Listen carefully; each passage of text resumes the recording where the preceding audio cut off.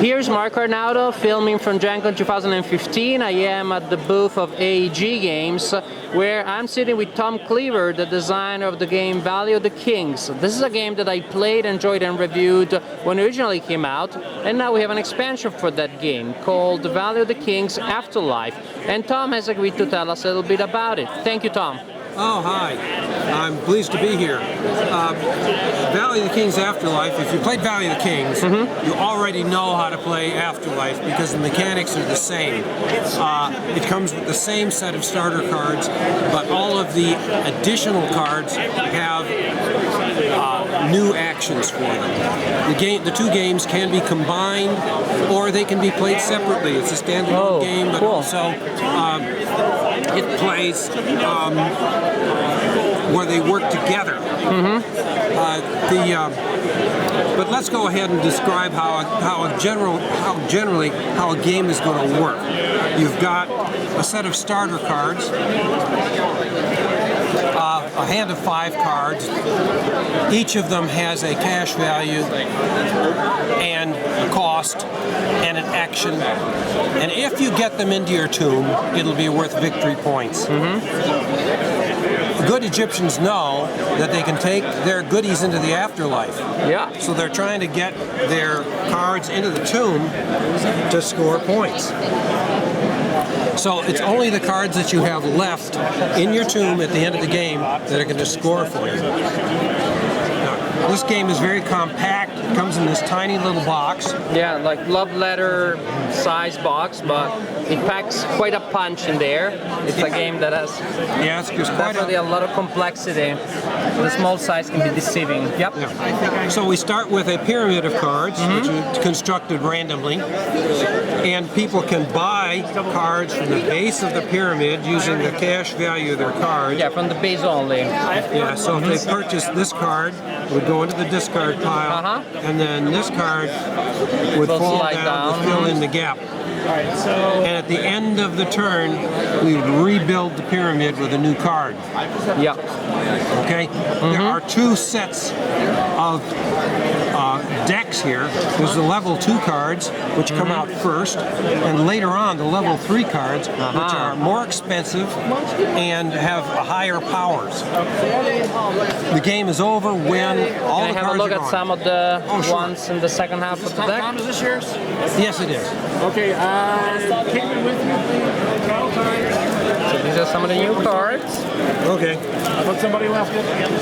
All right, thank you. All right, and so it's a 35 and the expansions are 50. So what happens? All right, I'm going to go and After people purchase, then they rebuild the thing? Yeah, they will rebuild the pyramid, and then the game will be over when all the cards are gone, and everyone has taken the same number of turns.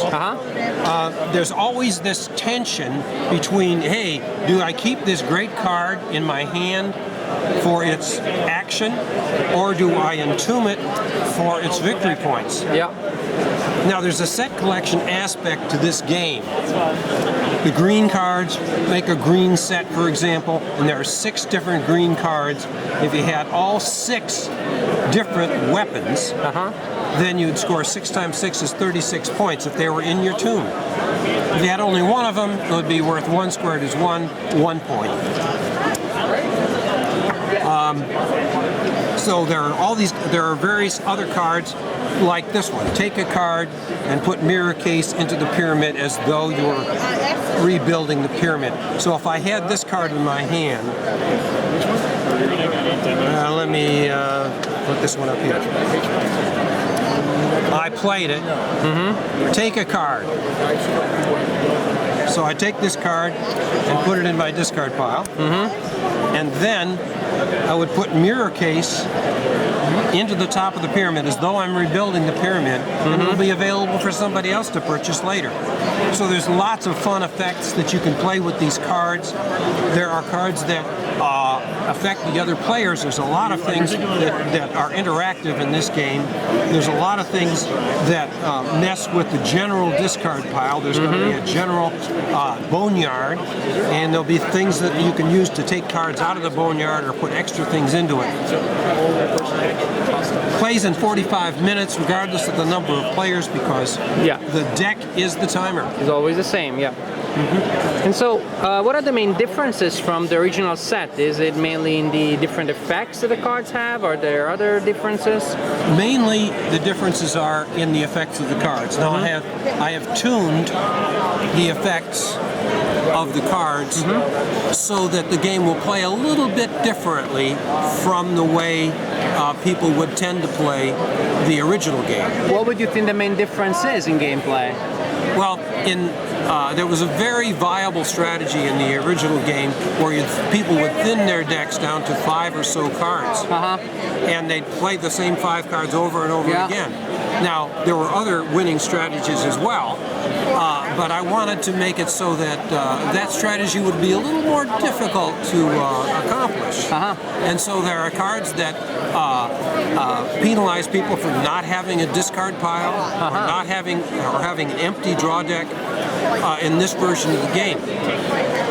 I like that actually, because in deck building games, I don't particularly like the thin deck strategy, or the eternal circular deck strategy. I'm much for the chubby deck strategies. Well, this one works both ways. Sounds so.